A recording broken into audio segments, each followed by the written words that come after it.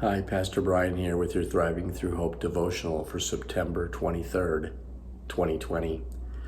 About 10 days ago, my wife and I married off our one and only son. It was a beautiful wedding day. It was a little smoky outside, but we didn't lose a son, we gained a daughter, and we're super excited about their future together. Today's devotional comes out of Proverbs chapter 21, and there's actually two proverbs here that deal directly with the idea of marriage. At first glance, they don't offer a lot of hope for marriages, but they do provide some great insight.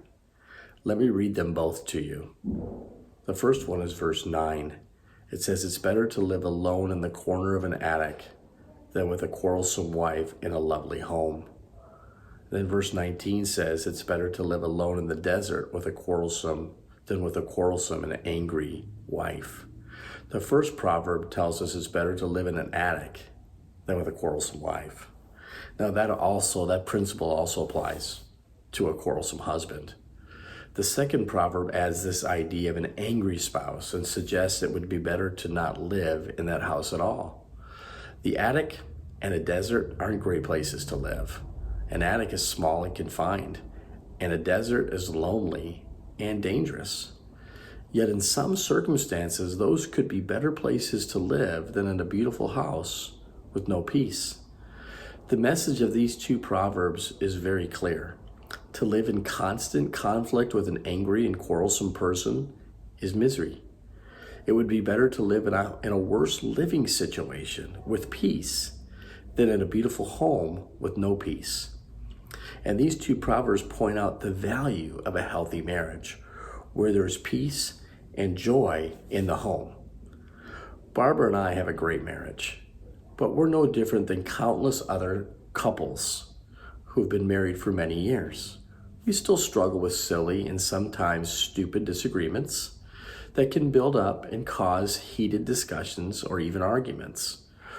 Over the course of our marriage, though, we've realized how important it is to keep Jesus at the center of our marriage. If we're close to Christ, our marriage is better. If we don't nurture our relationship with God, our relationship as husband and wife will suffer. One of the best things we've learned to help us have a great marriage is to understand and practice the marriage triangle. Now, with the marriage triangle, at the bottom corners of this triangle is the husband and the wife, and at the top is God. Now imagine you and your spouse are each standing at the bottom corners or the base of the triangle. And you start climbing towards the top of the triangle from your different positions. As you climb higher in your relationship with Jesus, you will find something naturally happening. Maybe it's supernaturally. You will also begin to grow closer to each other. And the higher you climb, the smaller the distance becomes between each of you. The marriage triangle is a great way to remember as husband and wives to keep drawing closer to Jesus. When you do, you will naturally grow closer to each other.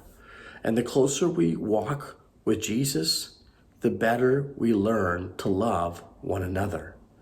The way to a healthy home is for both spouses to daily become more like Jesus. I love what Anne Graham Lotz says. She said, "The first secret to loving others is to immerse yourself in a love relationship with God the Father, the Son, and the Holy Spirit, and abide there." If you desire to have a healthy marriage where there is peace and joy in your home, then make a commitment to actively keep God at the center of your marriage and grow closer to Him every single day. Now go make it a great day.